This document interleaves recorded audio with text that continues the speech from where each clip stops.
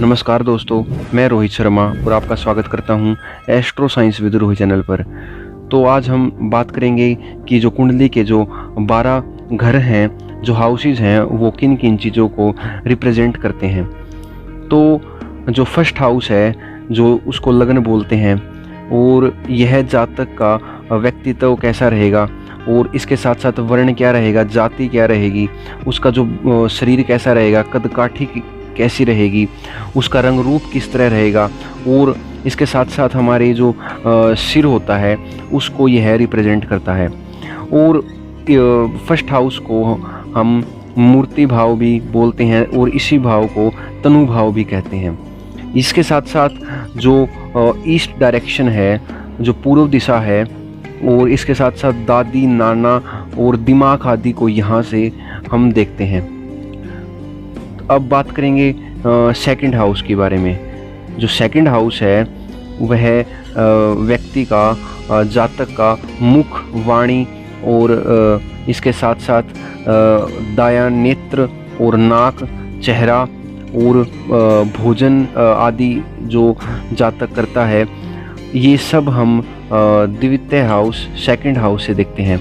और इसी भाव से हम कि लाइफ में कितना धन संचित करेगा, ये सब भी हम इसी भाव से देखते हैं। जातक के भूमि, प्लाट और आभूषण, कुटुंब भाव इसी भाव से हम देखते हैं। और इस भाव से ईशान दिशा भी हम इसी द्वितीय भाव यानी सेकंड हाउस से देखते हैं। अब हम बात करेंगे थर्ड हाउस के बारे में। जो थर्ड हाउस है, यह जातक का गला और कंधे, भुजा और दाया कान, और इसके साथ साथ पराक्रम, साहस और संघर्ष, और इसके साथ साथ जो बल है उसके अंदर कितना होगा, इसके साथ साथ रोग प्रतिरोधक क्षमता, छोटे भाई बहन, बंधु, फूफा, ताई और साधु आदि हम इसी भाव से देखते हैं।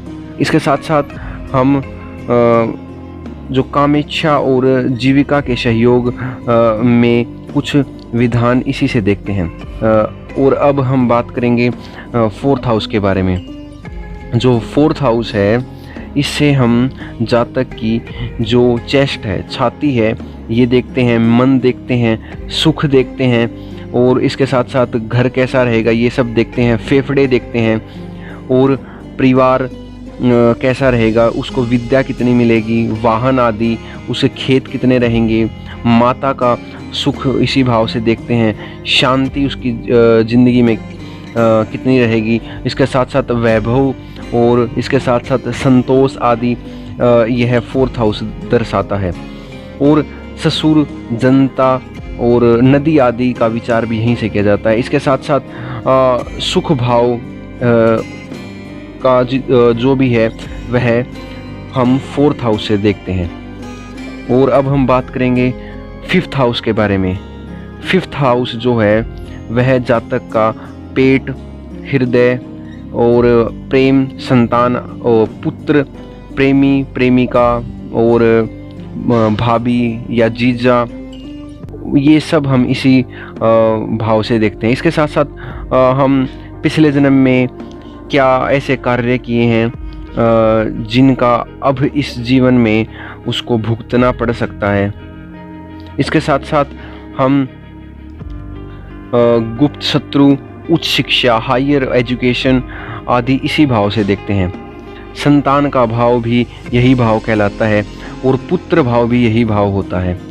और नाभि मंडल भी यहीं से देखते हैं। इसके साथ साथ हम अब बात करेंगे सिक्स्थ हाउस के बारे में। जो सिक्स्थ हाउस है, जातक के गुर्दे, आंतें, रोग, शत्रु, शोक, चोट, चोर या चोरी, प्रताप आदि हम छठे भाव से देखते हैं। और यह शत्रु का भाव होता है। मामा, मौसी भी इसी घर से हम देखते हैं। अब हम बात करेंगे सेवंथ हाउस के बारे में। जो सेवंथ हाउस है, इससे हम जातक के जीवन साथी और विवाहित जीवन या दाम्पत्य जीवन में साझेदारी, और व्यवसाय, दादा नानी और विदेश यात्रा जो भी है, गुप्तांग, जनानंग और गर्भाशय, और इसके साथ साथ हम विरोधी, ये सब हम इसी भाव से देखते हैं। इसे पत्नी का भाव भी कहते हैं और यह पश्चिम दिशा का सूचक होता है। और अब हम बात करेंगे 8th हाउस के बारे में। जो 8th हाउस है, इससे हम जातक की आयु, मृत्यु का और इसके साथ साथ संकट, बुआ, ताऊ और विपत्ति, दुर्घटना, चोरी या धोखा, ससुराल, मामा, मौसी और समुद्र यात्रा, पद व उन्नति, देश निकाला आदि, ये सब हम इससे 8th हाउस से देखते हैं। और विदेश यात्रा भी हम इसी भाव से देखते हैं। और इसके साथ साथ अब हम बात करेंगे 9th हाउस के बारे में। जो 9th हाउस है, इससे हम जातक का धर्म, भाग्य और वंश परंपरा, जो पूजा पाठ, तीर्थ और साला या साली, छोटे भाई की पत्नी या छोटी बहन का पति, और अभी प्रेजेंट में जन्म आदि, ये सब देखे जाते हैं। और इसी भाव से हम कमर, जांघों के जोड़ों को देखते हैं, और यह भी त्रिकोण भाव है।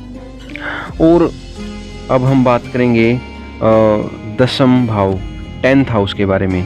इस भाव को हम कर्म हाउस बोलते हैं।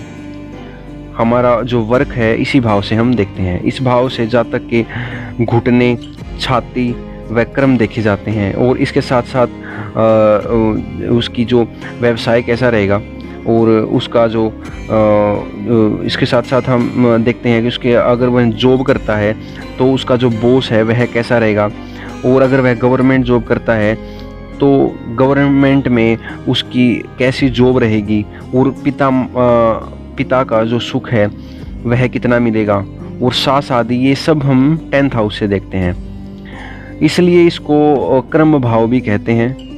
और यह जो इसकी जो दिशा है, यह दक्षिण दिशा होती है। और अब हम बात करेंगे 11th भाव, 11th हाउस के बारे में। इस भाव से हम जातक की जो टांगे हैं और बाया कान, बाई भुजा, बड़ा भाई या बहन, पुत्र वधू या दामाद, या उसके साथ साथ जीवन में कितनी उपलब्धियां प्राप्त करेगा, ये सब हम इसी भाव से देखते हैं। आय, खर्चा कितना करेगा, लाभ आदि, आमदनी कैसी रहेगी उसकी, यश उसकी ज़िंदगी में, जीवन में कितना रहेगा, ये सब हम 11th हाउस से देखते हैं।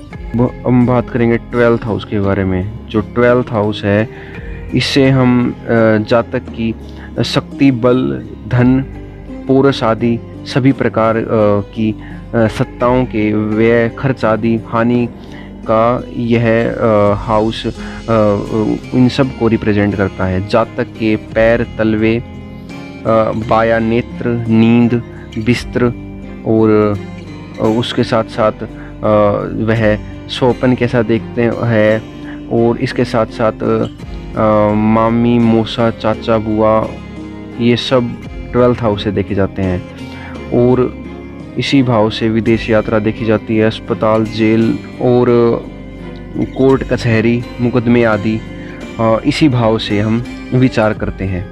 और यह जो भाव है, यह हानि का भाव होता है, पराजय का भाव भी इसी को कहते हैं। धन्यवाद।